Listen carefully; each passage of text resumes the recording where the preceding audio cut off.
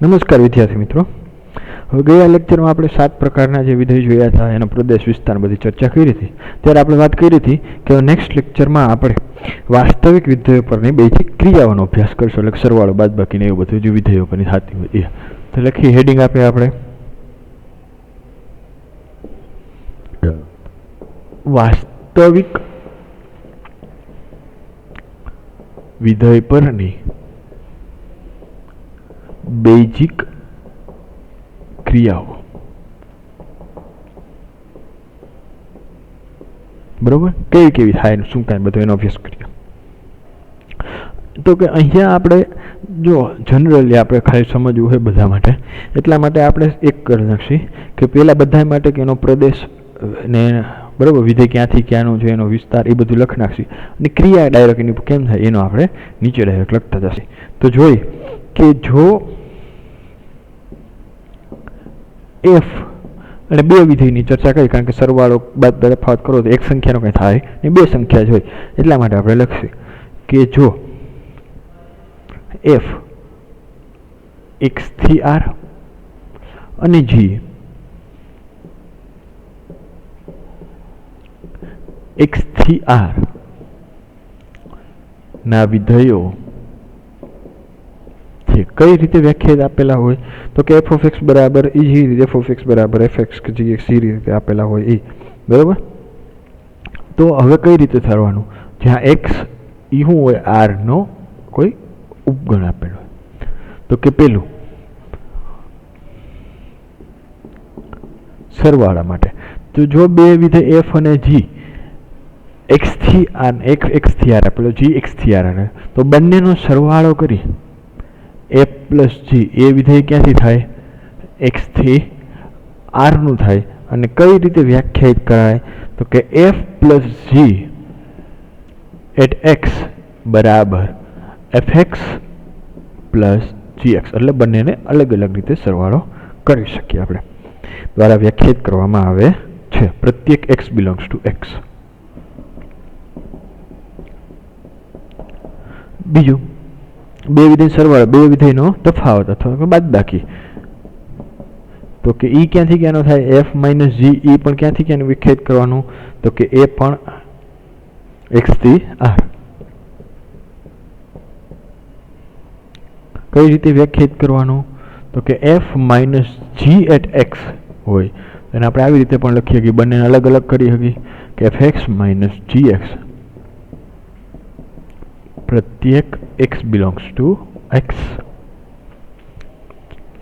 પછી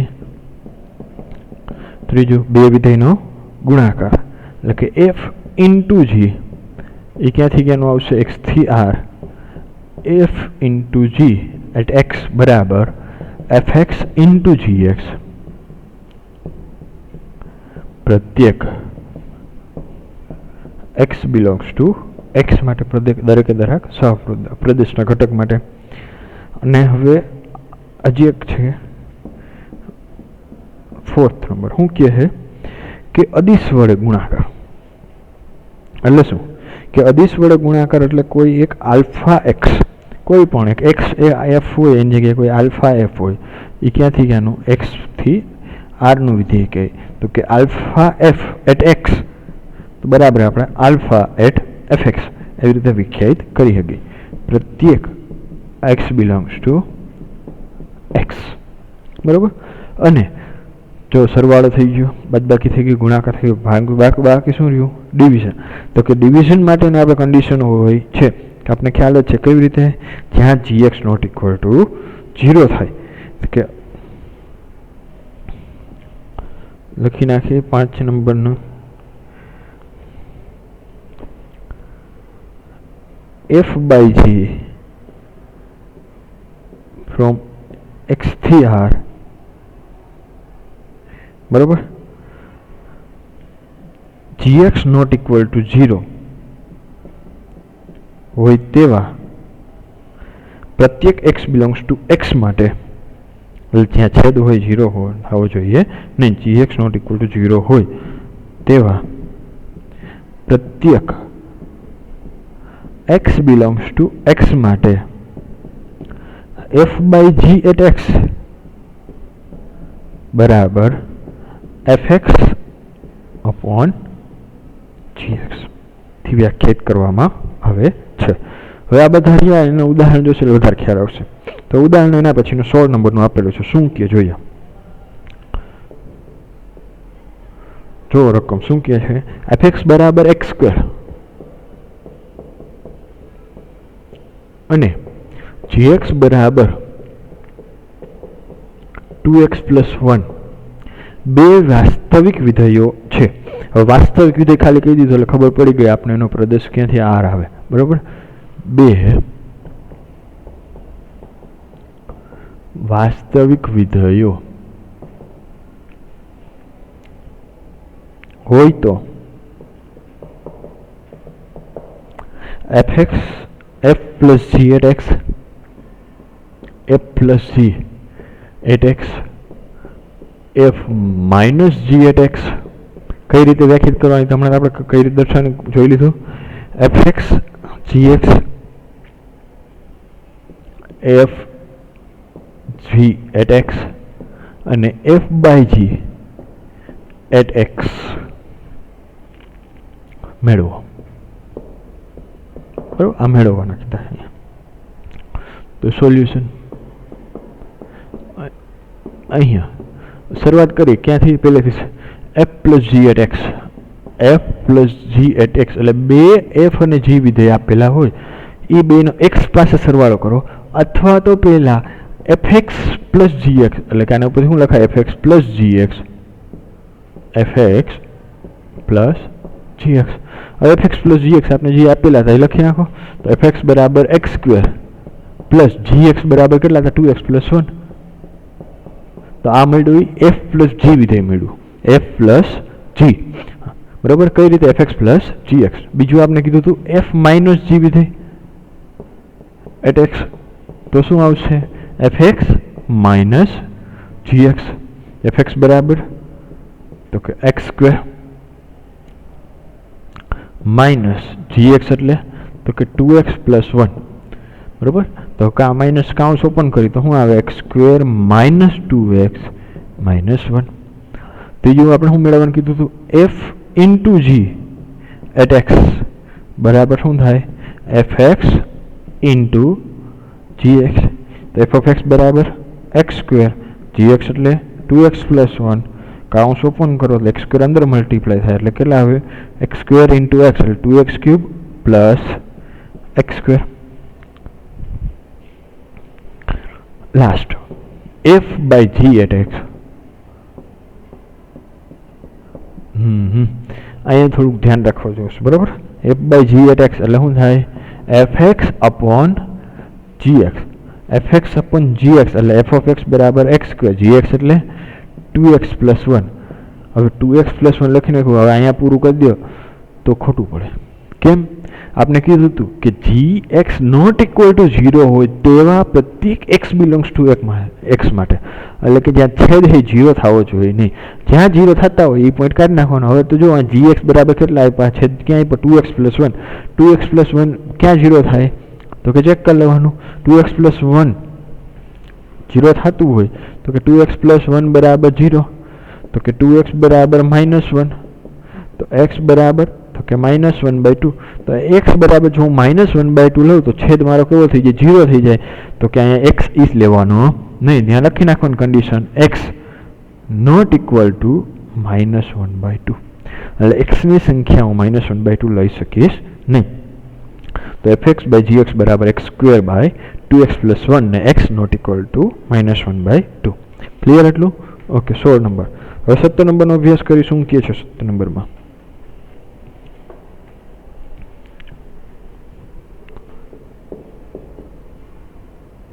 fx બરાબર √x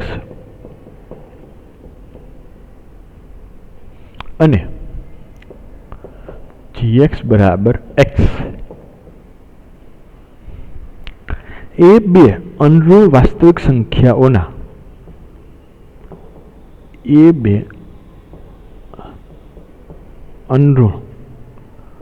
અનઋણ આપ્યો, બરોબર, ધ્યાનથી જો, અનઋણ વાસ્તવિક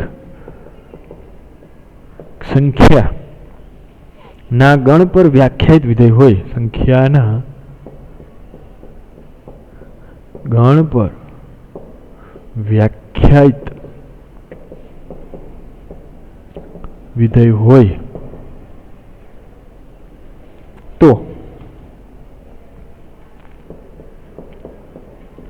f plus g at x,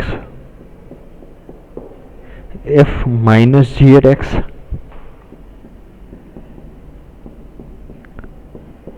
f into g at x અને f by g at x મેળવો. સાવ વિશે હમણાં આપણે જોયું હતું એ જ પ્રમાણે છે બધું, બરાબર. તો જોઈએ શું આવશે સોલ્યુશન. સૌ પ્રથમ તો આપણે શું મળશે f plus g, તો કે અહીંયા f plus g at x, તો f plus g at x નો મતલબ શું થાય, વ્યાખ્યા શું કે fx plus gx, તો fx plus gx, fx બરાબર રૂટ x, gx બરાબર x, તો જવાબ શું આવે રૂટ x પ્લસ x. બીજું શું કીધું મેળવવાનું, f minus g at x, તો f minus g at x એટલે શું થાય fx માઇનસ gx, તો કે fx બરાબર તો કે રૂટ x, gx બરાબર x, તો રૂટ x માઇનસ x. જે આપેલી હોય વિધેયની કિંમત મૂકી દેવાની.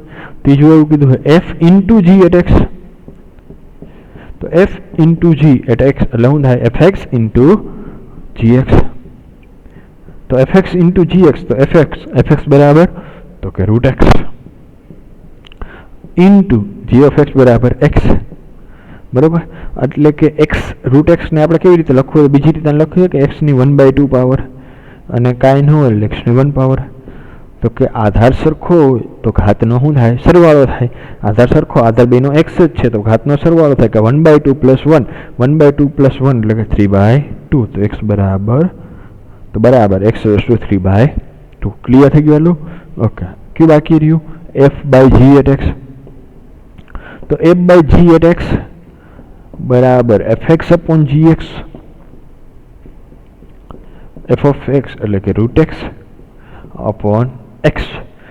આટલું કામ પૂરું નહીં, કેમ? કારણ કે f બાય g છે, g જ્યાં 0 થતો હોય કાઢી નાખવાનો. 0 ક્યાં થાય 0 પાસે, x બરાબર 0 હોય તો પ્રોબ્લેમ થાય તો કે જ્યાં x નોટ ઇક્વલ ટુ 0. હવે કામ પૂરું, ક્લિયર? તો કે 17 આપણે સોરી 17 સુધીના ઉદાહરણનું કમ્પ્લીટ. હવે આગળ જોઈએ કે સ્વાધ્યાય 2.3.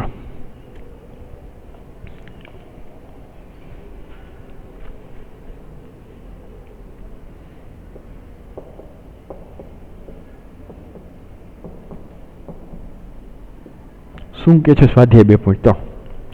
તો નીચેના પૈકી કયો સંબંધ વિધેય છે, એટલે સંબંધ આપેલા છે એ કારણ આપવાનો છે, બરાબર. અને જો વિધેય હોય તો તેનો પ્રદેશ અને વિસ્તાર મેળવો. હવે ધ્યાન, ઘણી વાર તમે ઉપર એમ લખી નાખશો કે આપેલો સંબંધ છે એ વિધેય નથી અને નીચે વાળી પ્રદેશ અને વિસ્તાર ન લખતા, કારણ કે જે વિધેય હોય એનો જ પ્રદેશ અને વિસ્તાર હોય. ધ્યાન રાખવું આવે. થોડીક નાની વાત હોય પણ કામની વાત હોય. ઓકે. તો કે ક્વેશ્ચન 1, નીચેના પૈકી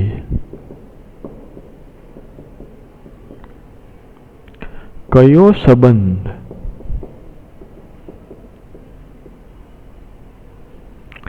વિધેય છે, કારણ આપો.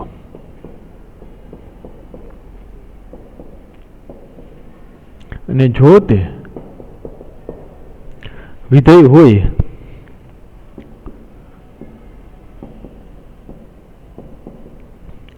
તો તેનો પ્રદેશ અને વિસ્તાર શોધો. ક્લિયર? ઓકે. પેલું શું આપેલું છે કે 2 1 5 1 8 1 11 1 14 1 અને 17 1 આવું આપેલું છે, બરાબર. આપણે એવું કહેવાનું છે કે આ છે કે નહીં. હવે જુઓ 2, 5, 8, 11, 14 ને 17 બધા ઘટક છે, ક્રમિક જોડના પહેલા ઘટક.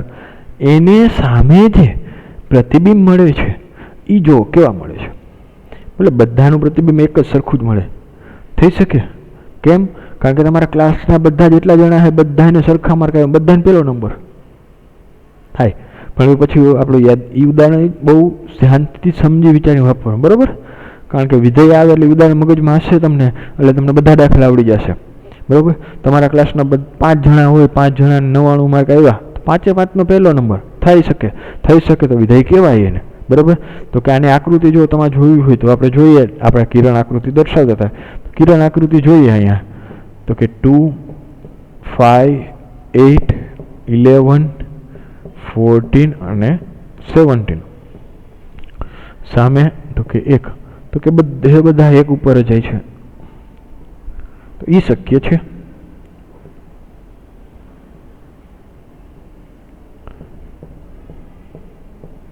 બરાબર? એટલે કે આ શક્ય છે. તો આપણે લખી નાખીએ અહીંયા, બરાબર? આકૃતિ પરથી સ્પષ્ટ છે કે આકૃતિ પરથી જોઈ શકાય છે કે આપેલ સંબંધ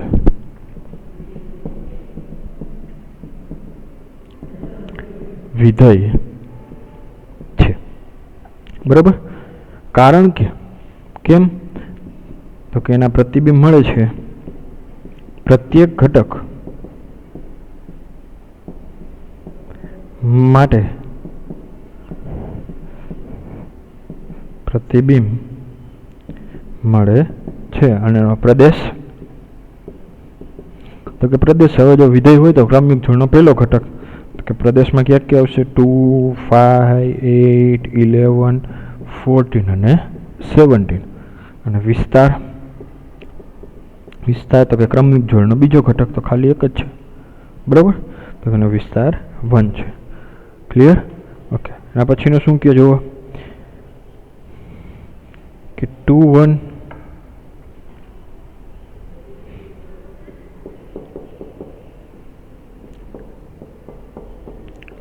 4, 2 પછી 6, 3 8, 4 10, 5 12, 6 અને 14, 7. બરાબર? તો આની આકૃતિ દોરી જોઈએ સોલ્યુશન. તો કે અહીંયા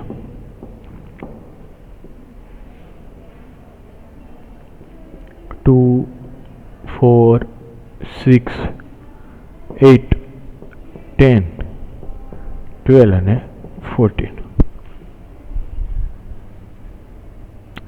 1, 2, 3, 4, 5, 6, 7. તો કે 2 ને અનુરૂપ 1, 4 ને અનુરૂપ તો કે 2, 6 ને અનુરૂપ 3, 8 ને અનુરૂપ 4, 10 ને 5, 12, 6, 14, 7. જો દરેકે દરેક પ્રદેશના જેટલા ઘટક છે ક્રમિક જોડના પહેલા ઘટક, એ બધાને સામે એક અને માત્ર એક જ ઇમેજ મળે છે, એટલે પ્રતિબિંબ મળે છે. એટલે કે આપેલો જે સંબંધ છે એ વિધેય છે. તો કે અહીંયા આકૃતિ પરથી જોઈ શકાય છે કે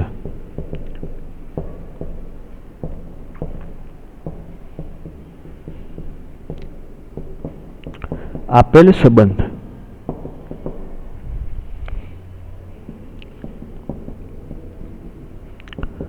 વિધેય છે, કારણ કે પ્રત્યેક ઘટક માટે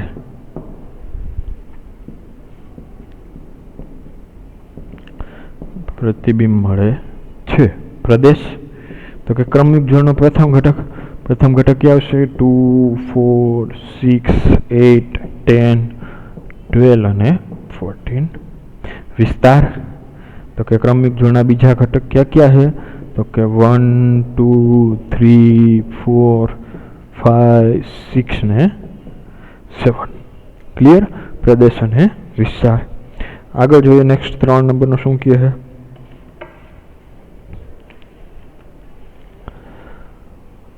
एनी अंदर 3 नंबर है 1 3 1 5 અને 2 5।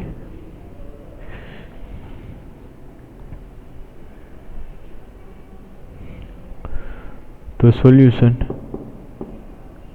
आकृति दौरी अहियां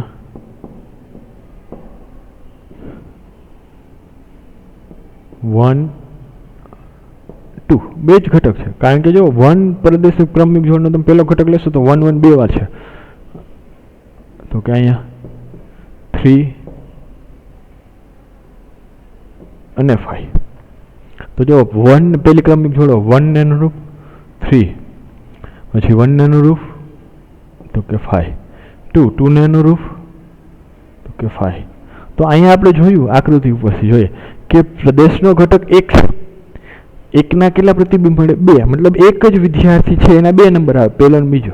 खोटું, आ चाले ज नहीं। तो मतलब के आपेलो संबंध छे आकृति परथी जोई शकाय के आपेल संबंध विधेय नहीं, कारण के आकृति परथी જોઈ શકાય છે કે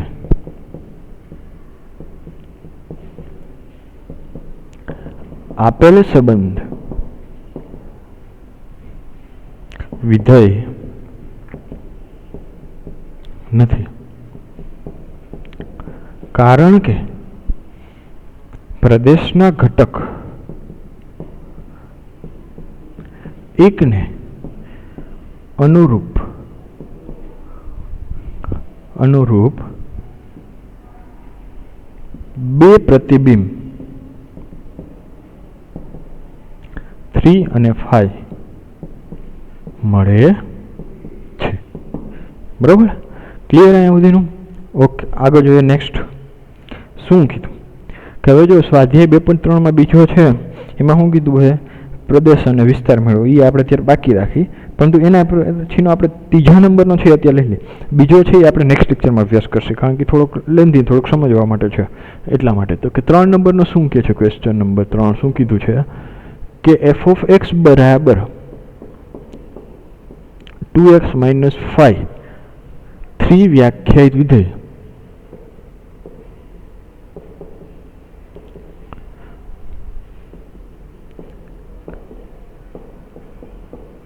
व्याख्यायित विधेय माटे नीचेनी किंमतो मेळवो।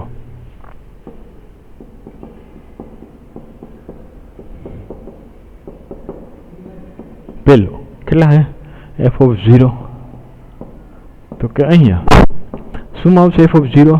तो आपने ख्याल જ છે કે x ની જગ્યાએ શું મૂકવાનું? 0 મૂકવાનું। तो f of 0 x જ્યાં છે ત્યાં 0 મૂકો। f of 0 એટલે કે 2 × 0 -5, तो कि 0 - 5, तो आंसर કેટલો મળશે? -5। બીજું શું મેળવવાનું કીધું છે આપણે? f of 7, तो कि અહીંયા f of 7 એટલે કે 2 × 7 -5 એટલે કે 7 2 14 -5 14 માંથી 5 જાય તો 9। અને ત્રીજું f of 7 ને છેલ્લું છે f of -3, तो કે અહીંયા f of -3 बराबर 2 × -3 - 5, तो -6 - 5 तो कि -11। तो आपने 3 ने जो किंमत मेळवવાની કીધી હતી એ 3 કિંમત મળી ગઈ। કેટલા મળ્યા? तो -5 9 અને -11। હવે જે એના પછીના બાકી રહ્યા આપણે જે बराबर बीजो 4 ने 5 एक्जाम्पल है एनो अभ्यास आपणे नेक्स्ट लेक्चर में करशे। अने त्या सुधी काले आवो आ बधुं तमे जेटલું અત્યાર સુધી ચાલ્યું છે બધું એકવાર કમ્પ્લીટ કરી રિવિઝન કરીને આવો। बराबर लेक्चर भरजो। Okay, thank you.